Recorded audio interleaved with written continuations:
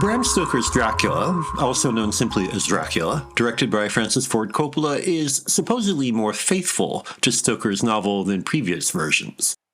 That subservience to the book may seem like an unusual act of modesty, but in fact, Dracula is practically the height of cinematic arrogance, and a perfect example of how telling the same story as a novel is not synonymous with literary fidelity.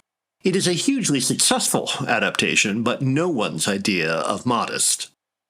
Besides, even Tom Browning's creaking theatrical adaptation with Bela Lugosi's iconic performance follows Stoker's action pretty closely.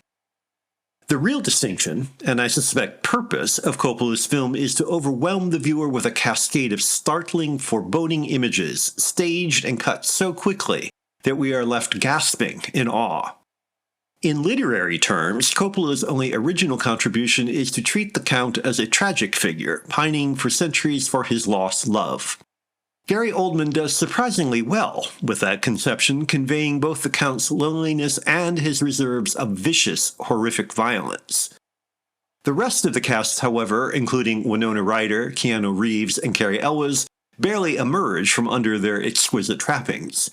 Tom Waits, as the psychotic Renfield, has a grand old time disgusting us with his diet of spiders and grubs, while Anthony Hopkins, as Van Helsing, substitutes mannered eccentricity for character.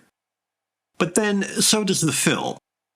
While Dracula was produced before digital animation made elaborate visual effects commonplace, its services remain impressive. A touch too impressive, in fact. The glitter, part Jugendstil, part Gothic horror, part symbolist decay, helps to recreate the overheated neurasthenic fin de siècle as a rapidly spinning jewel of diseased extravagance. Green fog that transforms into rats, pillars of blue flame, writhing snakes in the hair of Dracula's brides, one striking effect after another tumbles off the screen. There's no generosity in it, however, no desire to please, just to overwhelm. The brilliance is too showy and aware of its daring not to be just a touch off-putting. There's thematic justification for such mannerist display, but unfortunately everything is pitched at such a level of treble-range rhetoric, it is as if the film were meant to be screamed, not screened. That's almost literally true of some of Wojciech Kielar's score. In the absence of any normality, the smashing, beautiful, extraordinary, and terrifying effects are ultimately cloying, too rich, ornate, anxious, and neurotic to create anything more than a dazzling one-off.